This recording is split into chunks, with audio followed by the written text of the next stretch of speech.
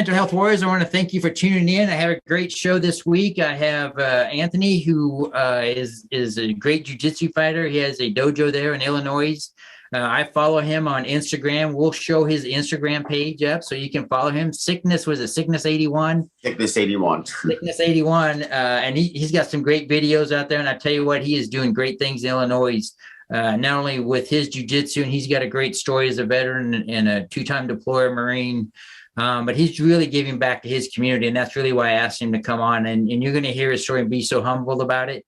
But when you get a chance, go out to VeteranTrashTalk.com, look at all of our shows and podcasts we have out there, along with Mental Health Warrior. We have a lot of other ones.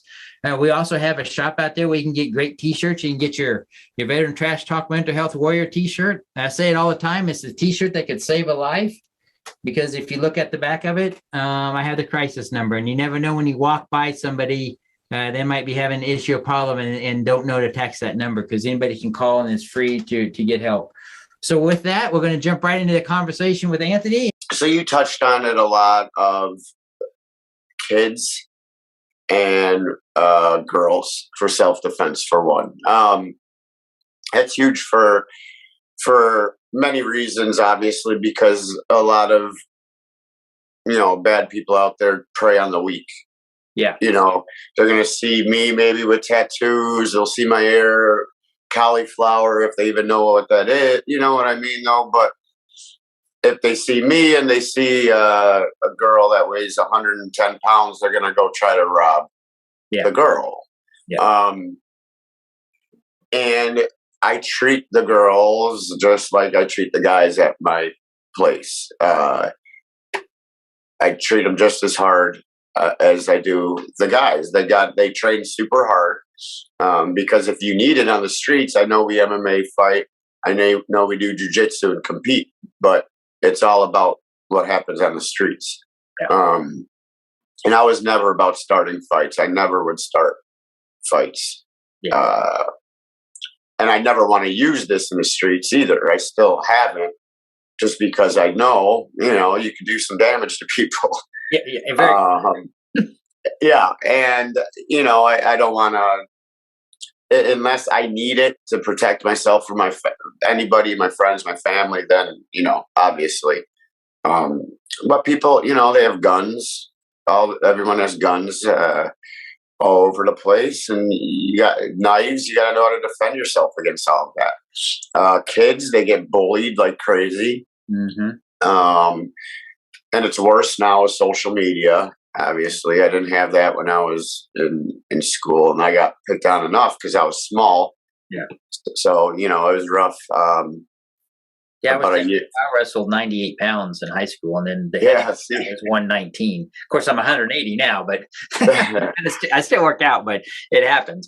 Oh, yeah. No, I was 117 in high school, and now I still cut down to 135 pounds. Yeah. If I have to compete. But yeah, it's huge for all that, and it's tough.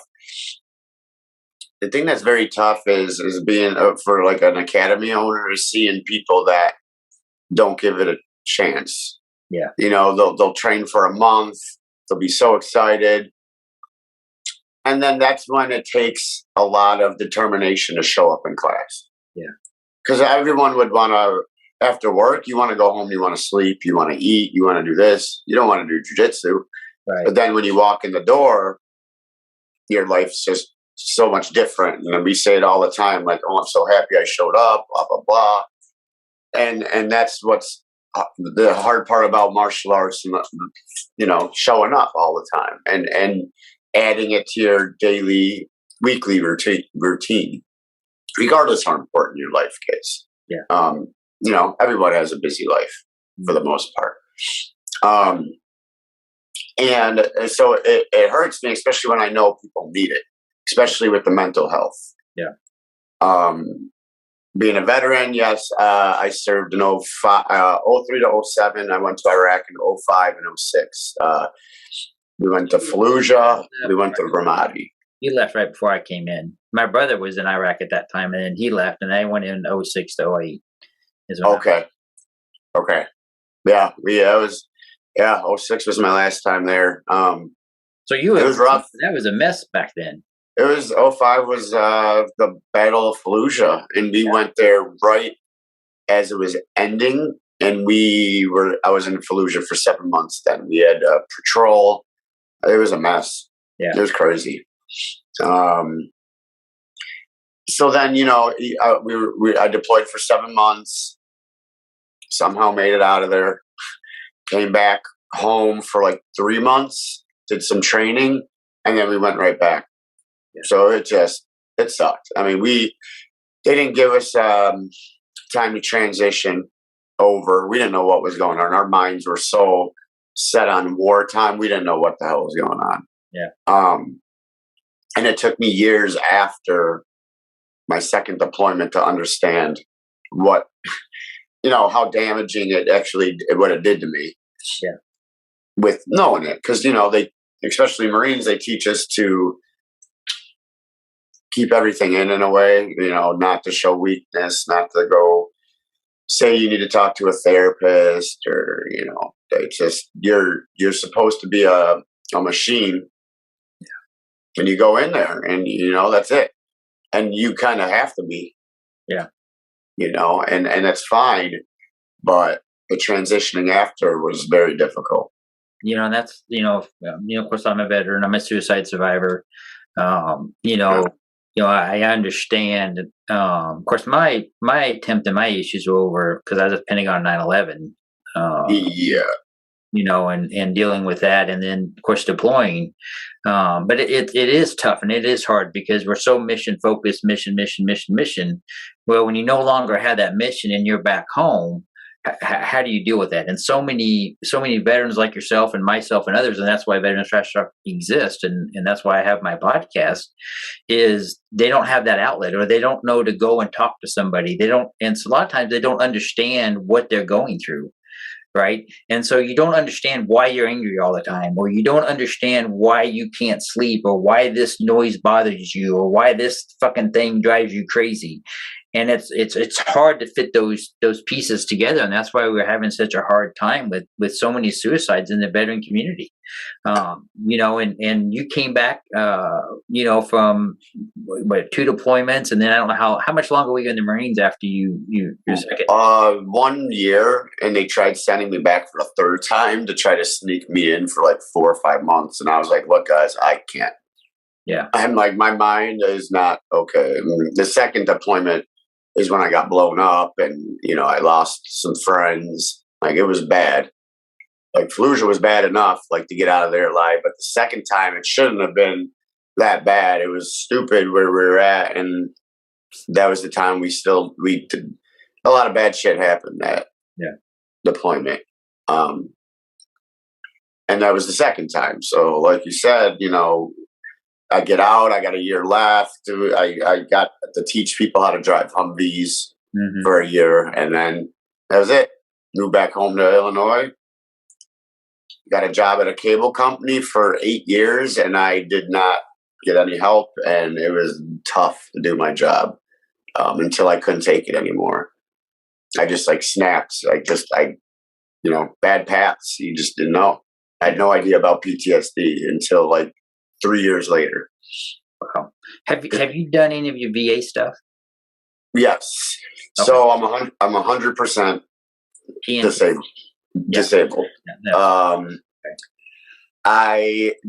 For the first time they gave me 10%, 20%, 30%, and then they stopped. And then it was a 12-year battle every year. Yeah. Because I knew I wasn't okay. Yeah. I don't like asking for stuff, but the therapist at the time was like, you got a lot of PTSD and you don't even know. Yeah. I was like, no, I don't. I'm fine. It's fine to be angry and not sleep. And, I still am on the hours that I'm on in the military. I still stay awake and get wide awake at night. And in the day, it's kind of lollygagging. But the nighttime, I wake up. That's when we would go on our missions a lot. Yeah. So I think that's kind of stuck with me. It's been my schedule ever since. Yeah. When you transitioned out of the Marines at that time, I'm sure then that is you just kind of like everybody else does, right? You breeze through the questions and you say, yeah, I'm fine, I'm okay, get the check mark and get the fuck out and move on. But what was it? So if I'm a person and I'm watching and I'm you and I'm going what you went through, what was it at that moment that made you decide that you needed to go get help or you needed to change what was going on in your life? What was that moment that you had that happened? Because everybody has that moment, right? I had that moment. Guys on Veteran Trash Talk, they'll talk about that moment. As a Marine, and if there's other Marines watching, and I know there will be, what was that moment, or what happened to you to finally decide I got to change this cycle? I remember it. It's probably about 8 years later. I knew I had PTSD at the moment when I was working at the cable job because I'm divorced. I was in marriage therapy, and the marriage therapist was a veterans therapist, luckily. And she, like, instead of the whole couples thing, she was so focused on me, like, you got to go see somebody for PTSD. I'm like, yeah, okay, whatever. I have before, never helped in the military. So I was traveling to California. I went by myself, which, it's tough, but I went to do a competition. I believe it was like 2016-ish. And I just remember I lost really quick. And that nighttime, I was all by myself. I started drinking, which, I'm not a drinker. I haven't drank in 3 years, but that's why I don't like to drink, because I go into some bad places. Yeah. So I just remember I wasn't thinking the best thoughts that one night walking around, and some guy kind of noticed me not doing too well, or I must have been drunk, and I didn't even want to be alive at that point. I was just like, this sucks. Life kind of blows. I have nowhere to go. Like, it started eating at me. Yeah. And some former military guy who had a service dog saw me, and he started talking to me, brought me to meet his dog, which I needed. It was a pit bull. And he brought me to his car. He's like, look, you get a service dog when you go home. He just told me everything about service dogs, which I do have a service dog now, which helps tremendously. But he gave me a therapy info, and that's when I started seeing therapy in Illinois, and this was in California. Yeah. So if it wasn't for that guy seeing me, I don't even know why I ran into him. It was very weird. He asked if I was a veteran, and maybe I had a military shirt on. I don't remember why he asked that. But by the look, how somebody looks. Yeah. And he just knew. He knew. And he knew I wasn't doing good, that's for sure. But that kind of like threw my ass for a loop. I'm like, damn, I need some help. Yeah. I need to figure something out, because I'm not headed, because it's not getting better. Yeah. I should be happier as life goes on, but yeah, it was tough. That was the time. I know what it's like. My brother got a funny feeling at work, and he called, and I didn't answer the phone. He rushed home. Of course, I was unconscious on the couch. I mean, I got as close to succeeding as you can get without succeeding, and he was able to save my life. And my biggest concern, or what scares me the most about that night, is I don't know what triggered me. I know I was feeling guilty. I know I was drinking about not finding anybody alive, and this was in 2002. And all that just all kind of came together, and it was kind of like you were walking down that path, and had that guy not walked up to you or said something, and I don't know if you're a religious guy, but I believe sometimes God intervenes at that moment, and he was you were meant to see him. Yeah. It's sad though, but until you get to that point, it's hard to go and ask for help, right? I never did. And I was command directed. I was still in uniform. I was command directed to go to counseling. Well, what do you think I did in counseling? I fucking lied to that therapist. I was damn good at it because all I wanted to do was get that check. Yeah. And that was the complete wrong thing to do. Now, after my suicide attempt, I had a whole different idea about going back into therapy. Oh yeah. The hard thing with therapy, though, and I talk about this, and you probably agree with me. It's hard to get a connection sometimes with therapists. And sometimes people try to stick with that one therapist instead of going and trying to find somebody else that maybe you can have that connection with. Absolutely. If you don't have that connection, it's hard to get through the walls. Oh yeah. I had a therapist fall asleep on me many times. I just would start drifting off and I'm like, the fuck? I didn't tell the truth for years. Yeah. Even when I went to therapy, it took me. The guy was like, I knew you had so much to say, but he's like, I just gave you like a year where you were just like, I'm fine. Like, it was just like, okay, blah, blah, blah. He knew it. I had to bring it out and say it. So once I finally did, I was like, okay. But yeah, I wouldn't like to talk about stuff. And I would just lie. Yeah. I'd be like, yeah, I'm fine. Because they, some of them, if they don't seem like they give a shit, I don't want to waste my time. Yeah. So I have the hard part. Yeah, is finding somebody that seems like they give a damn. Yeah. Which I did. Go ahead. Which I did find. Yeah. Well, and I tell you, and you probably relate to this, that moment where you finally open up and talk about something that's been weighing on you for a long time, right? And I'm sure you have multiple stories or multiple issues. That it feels just like a big weight being lifted off your chest. And it doesn't end there. You still have to find things to deal with PTSD when something comes back in your mind, right? And I explain this to people all the time about PTSD. What is it like? And I tell them all the time, it's like the most vivid dream you've ever had in your life, and it comes back in a second. And it could just be the wind blowing a funny way. Smells bother me. It could be a stick snapping or driving down the road and a rock hits the windshield of your car, and it's when those moments hit, it's when you have to have those different tools in your toolbox to deal with those emotions at that time.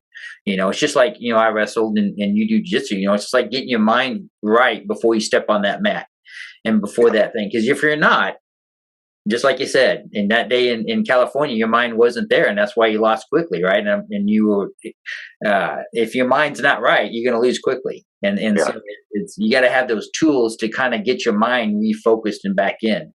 And I think that's, with what you do with jiu-jitsu and things like that, I think that's, important to people because it gives you an outlet, right? Whether you do competitions or not, or you just go to roll around on the mat to get your frustrations out of the day, it's all good. It's an outlet. And I think sometimes people get that. I did jiu-jitsu for a while, just because my son was doing it, just to kind of roll around and things like that. But I was never going to do a tournament or anything. I'm 52 years old. I'm not going to do that. But I enjoyed just rolling around on the mat with him because that's what he was doing. And it just gave me an outlet for the day. And sometimes I think people forget that. And so if I'm a guy or I'm a girl or whatever, and I come to your facility, your dojo, your academy that you have there, and you have what, 2 of them in Illinois now, 2 or 3? 3 of them. Yeah, 3 of them. I'm moving to my third school. I'm moving to my third school, so it's just my school, but we're going to our third school already, so we're moving again. Bigger school, expanding, awesome. Yeah, you hit on it, and it's the outlet, because when you're in jiu-jitsu, it's so complex. You don't get to think about what's stressing you out. You don't get to think about what happened an hour earlier, what's going to happen afterwards. You can't, because you have somebody trying to choke you unconscious.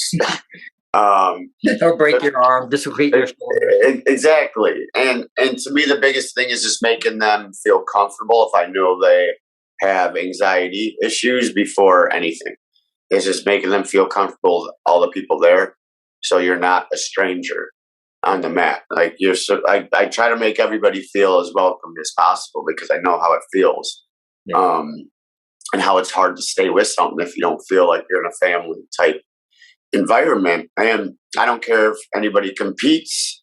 I don't care if they do it just for exercise. But the main thing is self-defense and then mental health. I believe every veteran should be doing some sort of MMA, jiu-jitsu, boxing. You gotta have a release, or else you're just gonna explode inside, and it's just gonna be too late.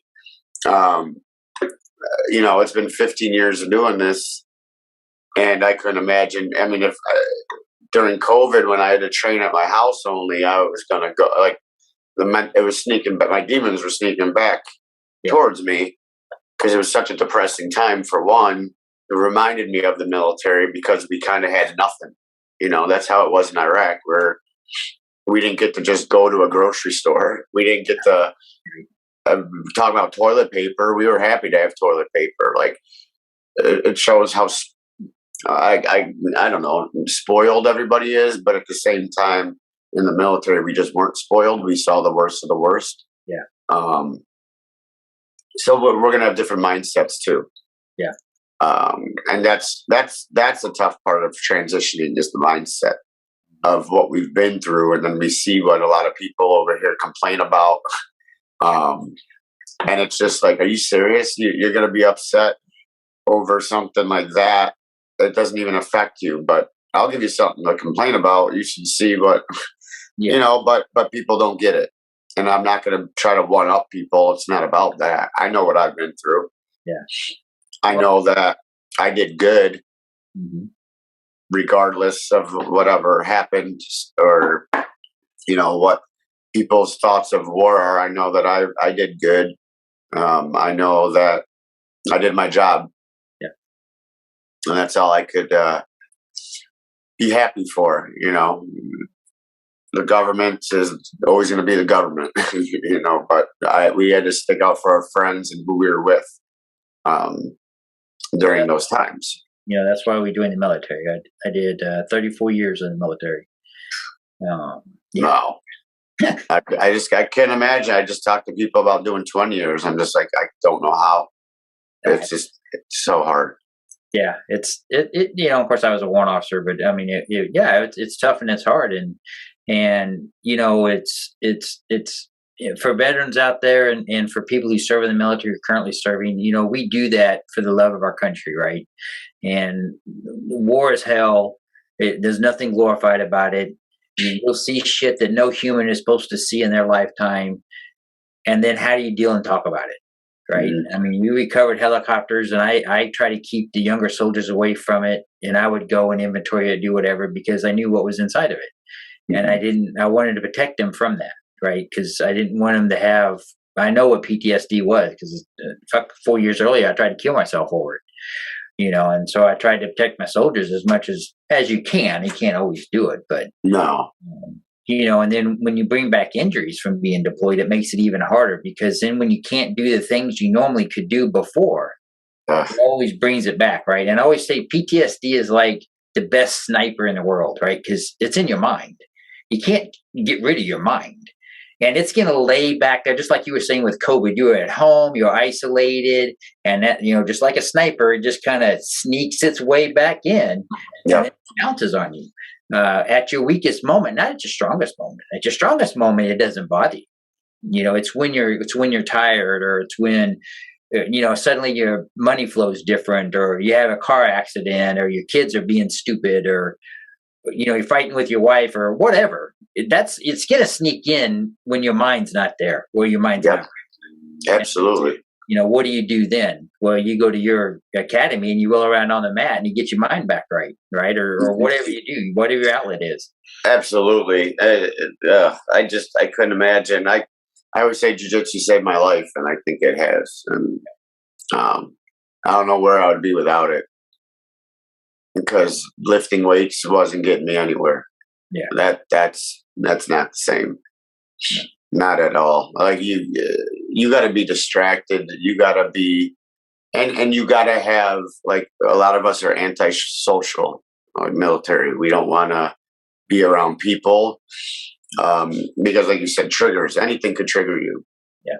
Car doors trigger me. If I don't see a car door shutting, it'll make me jump. And then I'm like, I get pissed off. I'm like, why am I pissed off? Yeah. You know, or like you said, the wind blows, or I get that smell at nighttime. I'm like, man, I'm in Iraq. And you just forget where the hell you're at. Yeah. And you got to come back to reality. So when I'm in the gym, I don't think about I'm in Iraq. Yeah. You know, I think about my job is to make my students happy, to make them mentally happy. I have veterans, I have police, and the police, they deal with a lot of the same shit we deal with, not worse because they're in longer too, most of them. Yeah. And I hear the stories, and it's you know, I've been hearing the police stories for over 15 years now. Chicago cops to cops in Elmhurst. You know, my wife, she was, you know, she's Navy. She lived in Chicago for 4 years in Great Lakes. Okay, yeah, Great Lakes. Yeah, but she lived, she lived 30 miles outside of Chicago. I forget what town, but her neighbor was a cop. And, you know, we used to always sit outside and talk and everything. And I to be a policeman nowadays, my heart goes out to them. You know, and what these guys try and do every day. And I've had friends of mine that were police officers or highway patrolmen. And, you know, it's just like when you're deployed, you don't know if you're going to see the next day or not. No, because it could be over in half a second.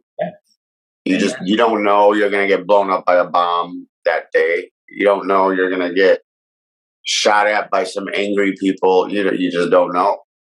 And I know a few of my good friends, good buddies, just became cops, and I'm just, man, they can't. You know, you can't do what you're supposed to do, and the cops are at such a disadvantage. Yeah. It's a shame seeing, and that's another thing that I would talk to my therapist about too when COVID first happened, is because we were home watching TV. So it's nothing but politics. Yeah. And the more you watch about stuff happening in this country, especially when we fought for this country, makes me sick to my stomach. Oh yeah. Oh yeah. It makes me, it's one of the things that I think makes me the angriest out of everything. But God forbid, you know, then you offend somebody if you say the wrong thing. But that's how I always been. You know, I'm straightforward. It's hard to explain to people to see what we mean by how stupid this country has gotten in a lot of areas, and that is hard for me. And that's why the gym, we could combine everybody and not have to deal with what's going on outside. Let's all be friends in here. I don't care if you agree with me or don't agree with me. We're there to train, man. Like, I don't give a damn about your politics. We're training. Yeah. You know, don't let it ruin what you have going on. Yeah. But if you don't have the same mindset as somebody, you're not gonna have the same experiences. We've been through so much different than all these new kids that haven't seen war. Yeah. Haven't seen the military. Yeah. That's the first thing, just enlisting. That's you know, stressful enough. Yeah. Imagine going to war with that. Yeah. And I kind of wish everyone had to be in the military for 2 years after high school. I think so. I joined in 1987, a junior in high school, when I went to basic training. And I retired last year, August 31st, 2021, I retired. Unbelievable. But you think about it. So all that time that I was in, you know, we didn't have any wars, right? You only had the Vietnam vets that had the patch on their shoulder, right? Yeah. You know, and so we didn't know. But then, you know, so then what was it, 2000? So 2002. So, you know, I'd been in for a long time before the wars kicked off. So I'd already been in for 13, 14 years, you know. That's true. You know, you or others who joined during the war when they were going on, you guys go to basic training, your AIT, and then you're right over there. I went after my basic training. Then I went to my training. I remember going to my duty station in Lejeune, and the staff sergeant on deck or whatever, and it's sad to say he actually killed himself about 3 years ago, and I didn't even know. Wow. He was just a staff sergeant. He was a staff sergeant when I was a PFC.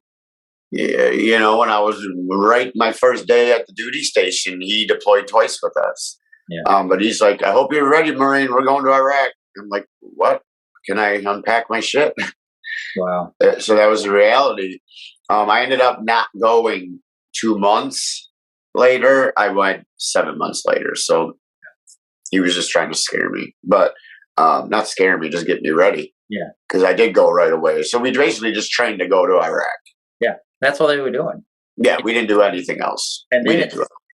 well, and then, they start harping as the war started winding down. Here's the thing that we have with officers in the military, some of them. The younger officers only knew war. They didn't know how to operate in a garrison environment. That's why the military has some issues now, right? And so you have these, they're not kids anymore, but now they're majors, lieutenant colonels, and colonels who grew up in war. Yeah. And now they struggle in garrison because they don't know how to do it. What do you do? Yeah, you got to work a regular job. Yeah. And then you got, all these kids with mental health issues and all this other stuff going on that never even deployed. And then, so it's the Army's doing a flip now, and they're struggling with it, just like everybody's struggling with mental health and other things. It's tough. But I did a speaking event down at Camp Lejeune back in 2017. I went down there, and I think I spoke to like 1,500 Marines. I did a couple of sessions down there. But I had actually went to the hospital and visited 3 Marines that had attempted suicide. And then the one guy had attempted twice. This was the second time. And I sat down, and of course they're trying to figure out, well, why is it? Because I was in uniform. Why is this Army guy coming in? They didn't know nothing about me. Yeah. And I walked in the hospital because the lady, my caretaker, when I was there, the general had his aide take me around, and I said, "Hey, is there anybody in the hospital that's attempted?" And she says, "Yeah, we got 3 Marines." And I said, "Well, can I go talk to them?" And it took a day to get it cleared for me to go in and talk to them. Yeah. I don't understand that none, and they allowed it. But these guys had no idea who I was. And this one guy, he was sitting there, man, his hands were just white. He's clenching them as we were talking. And then I started telling him about my road and my path. And he just kind of relaxed. And then he just opened up, the guy that attempted twice. And when I left there, one of the doctors said that I was the only one to ever connect with him. That he and it goes back to having similar stories. We veterans don't talk about things because we don't want to spend 2 hours explaining to somebody why we had to do what we did. If you're telling me your story, you don't have to give me the backstory. I already know what you're fucking doing. Right. Yeah. And I'm not going to judge you because I've been there, or if I wasn't there, I still understand it. As a veteran, we all understand that. Anybody that served in the military, whether you've been to war or not, you understand it and you get it. But these people nowadays, I tell my son all the time, and I used to tell coworkers this, they get all pissed off over anything. I'm like, what are you mad about? Ain't nobody shooting at you. Ain't no bombs coming in. So what if you got to sit in fucking traffic for 30 minutes? I know. Chances of going home are pretty damn good. Yeah. You lose perspective sometimes. And these some of these weaker people, not weaker, but people with different views or whatever, and what they think bothers them, it just blows my mind. And it's frustrating, just like you were saying. People are bothered by they worry about if someone says something. Yeah. And social media, when you were talking about that, I have a 18-year-old and a 7-year-old, and I don't understand bullying on social media, but I have to understand this. I had to start doing speaking events. I had to add this into my speaking events because I don't understand how somebody could say something online and it'll drive a kid to complete suicide. But I got to understand it because I have kids and they're living it. And so it's like I tell my son, I was like, if somebody says something bad about you on social media and you know the kid and he goes to your school, go fucking talk to him. Yeah. Go get in his face. Because I guarantee he ain't going to say it to you in your face. No, everybody wants to talk on the internet because they know you're not going to see the other person. Mm-hmm. And that's the worst part about it. The other day, too many people run their mouth because they haven't been punched in the face. Mike Tyson, yeah. I just see that meme everywhere, and it is true. And you can't let, I mean, I've been victim to this. You let people say stuff and it affects you, but who are these people? They don't know me. They don't know anything about me other than what they see on my bio, and there's no point to waste your time because you're not going to explain to somebody or get them to see your point, because they're very weak-minded people. Yeah. And they'll watch the news all day and just be like, that's what's going on. Yeah. That's exactly what's going on. I'm not going to go outside for 2 years, but I know that's what's going on. I got to listen to everybody says on TV. Yeah. And there's so many labels and there's just so much bullshit going on. And that it really does piss me off. And just knowing what we sacrificed for these ignorant older people, these ignorant kids that are growing up, just anti-police, anti-military. The problem with that is? It drives me sick. I'm trying to watch what I say. Socialism, we need communism. Well, you know what? They probably haven't left their 4-county area, and they have not a fucking clue what that means. Because I'm going to tell you right now, if you're a communist country and you're a billionaire, a big business, you don't care whether that country is communist, capitalist, or whatever, because it's not going to affect you. Yep. But it's going to affect all the other. Look at Venezuela. Venezuela is a perfect example. Venezuela was a very wealthy, well-to-do country. My wife's from Trinidad, and her mom, or her aunt, not her mom, but her aunt used to talk about, because it's 8 miles away from Trinidad, they would go over there for the health care because it was so much better than their own country. Yeah. And now it's a crap hole over there. The hell, money's nothing anymore. They aren't in money. There's no money. Money's nothing. And I have some students that came from communist places as well, and they're like, man, people just don't get it. They just don't get it. They don't know what. I mean, I don't know how you don't get it, because in every history class we're taught.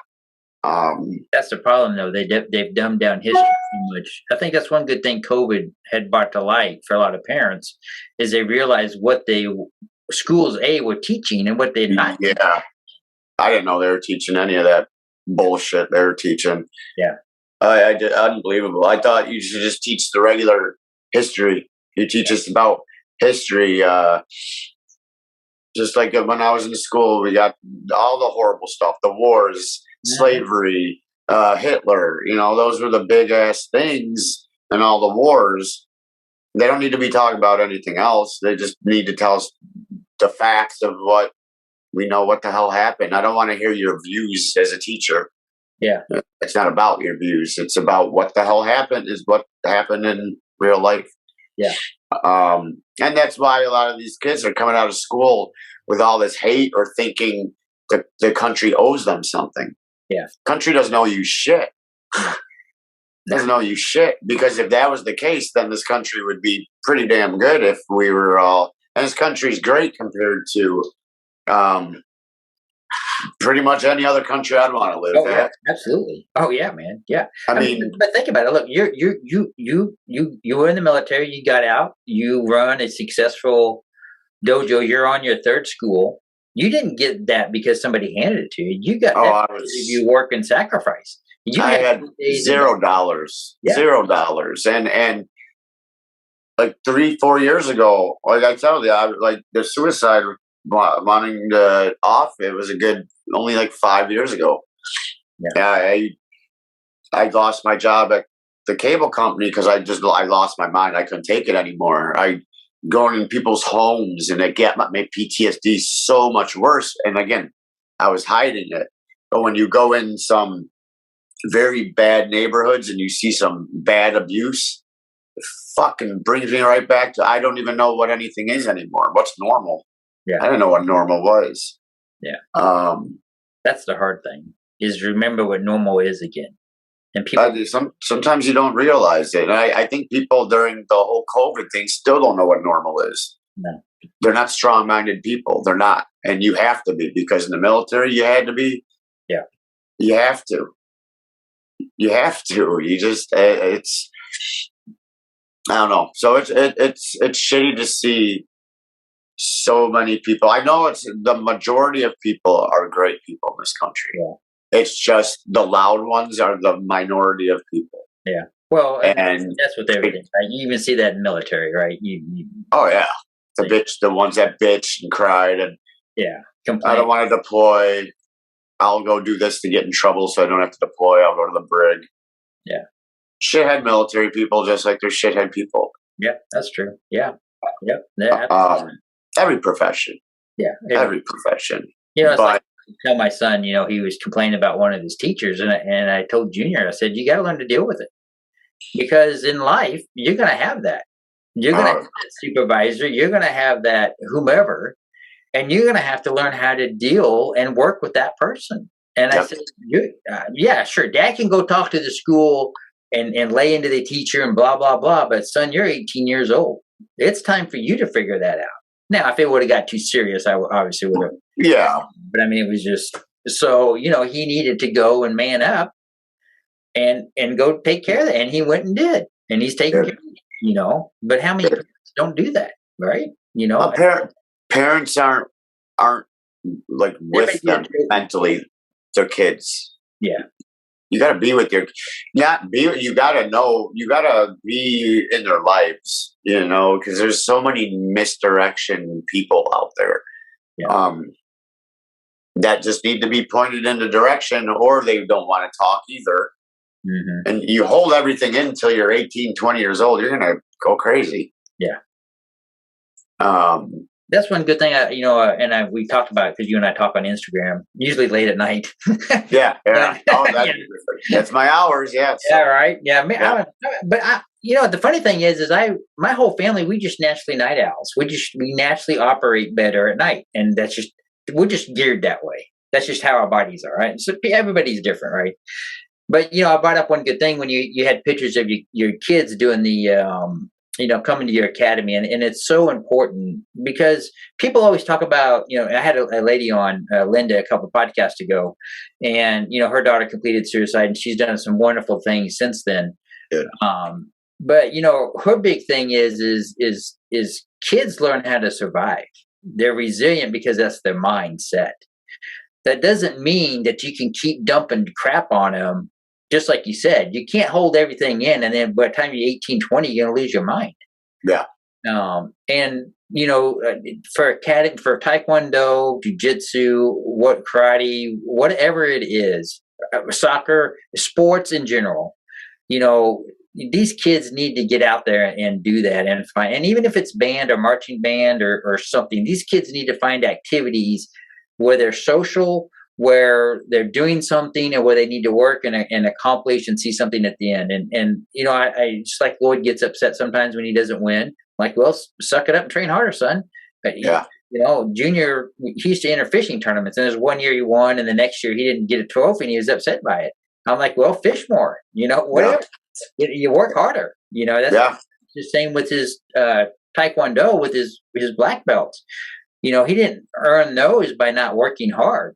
Right. And so when those kids learn that, when they come to your studio, when they're training and they're rolling around, and, when you start jiu-jitsu, you get your ass kicked, right? Unless you have a wrestling background. It's just how it is. Don Bogino talks about that. And these kids come in there, but as they come in, they come to your dojo, they don't know anything. And you probably see it. And correct me if I'm wrong. The longer they come, their confidence level increases as their skill level increases. Oh, absolutely. Absolutely. It's crazy to see where some of them have gotten. I remember when they walked through the door, I'm like, oh, they're not going to make it. Or like just thinking to myself, like, oh, they're not going to last. And now they're with me 4 years. Yeah. And then I have the students that I'm like, oh, these guys are going to be with me forever. They're awesome. Nope. And they're gone. And that's mentality and ego. A lot of that's ego mentality. And the kids, it's so damn important for kids, like you said, to socialize them. Oh my, I couldn't imagine, you see these school shooters, and what are the things,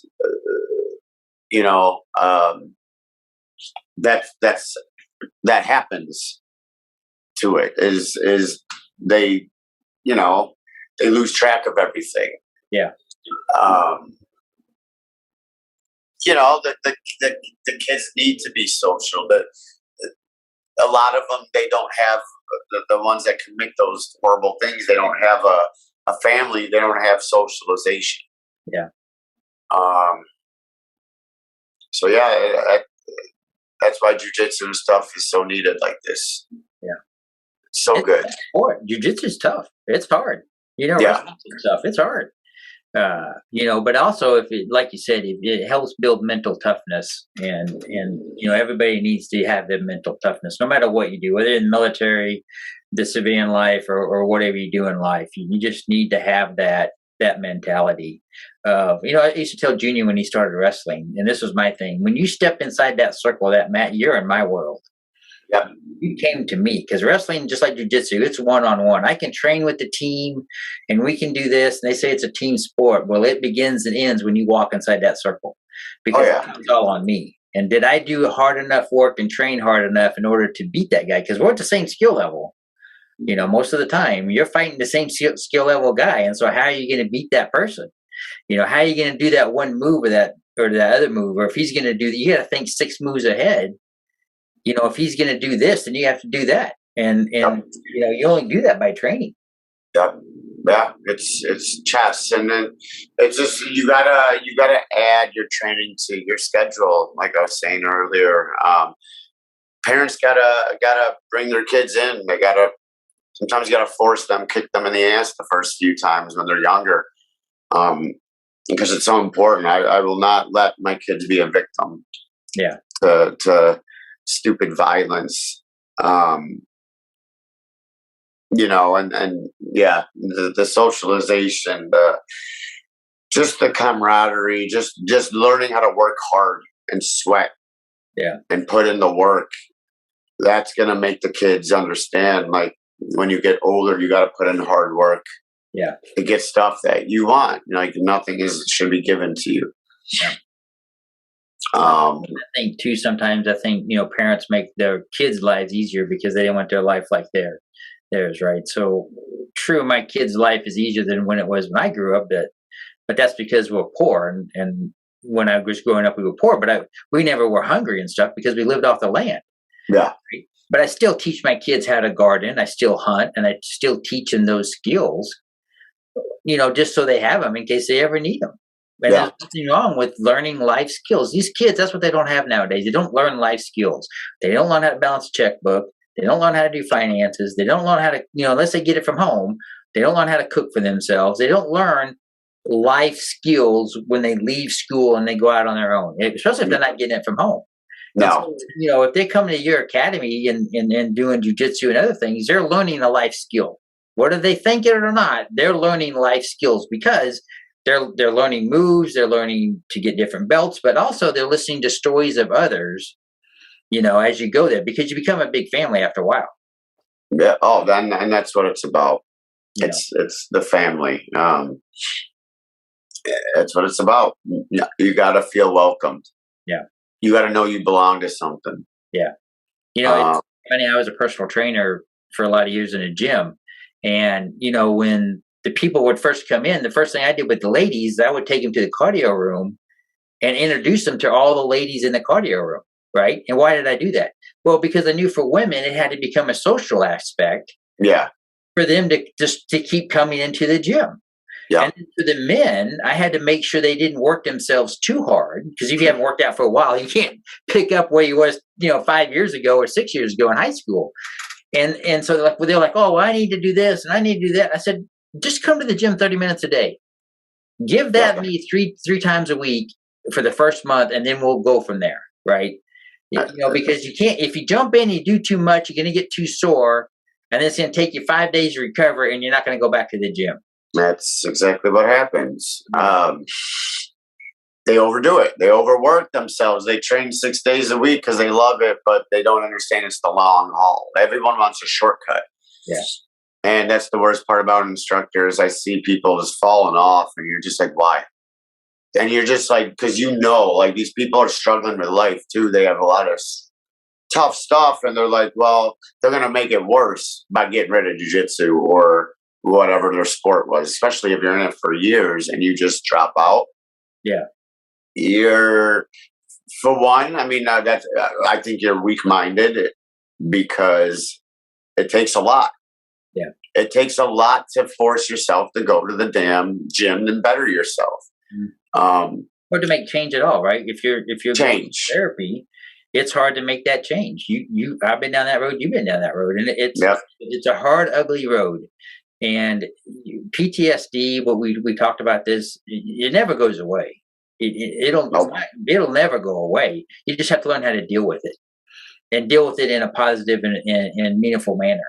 You know, so it's very important. Yeah, you got to do what gets you through every day, and you know, I do my best to help people out. That's what I try to do with my job. I try to help, and I know I've helped so many people. But then some people just don't give it that chance, you know, and yeah, not everyone's going to have the same drive. Sure. As people. I think in the military, we have so many more goals because we have to be fixated on something. So I don't have to sit there and have my PTSD just kill my brain apart. Because I'll do that. If I'm not doing anything, I need to stay busy.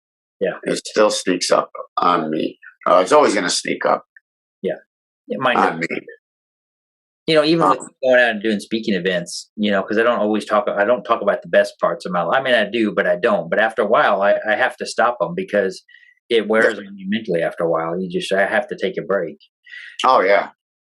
Yeah. I'm going to go ahead and wrap it up here, Anthony. If somebody's watching the program, watching this podcast, what would be your advice to them if they were you at that moment in California? What would be your advice to them, if a fellow Marine or a fellow veteran, if they're not in a good place? You gotta go in the moment. You gotta try to picture yourself in the moment and not project like what's going on. You got to understand that, you know, if they deployed or if they didn't deploy, they have PTSD, whatever the reason is, that every day that we're able to breathe, we should be happy. Yeah.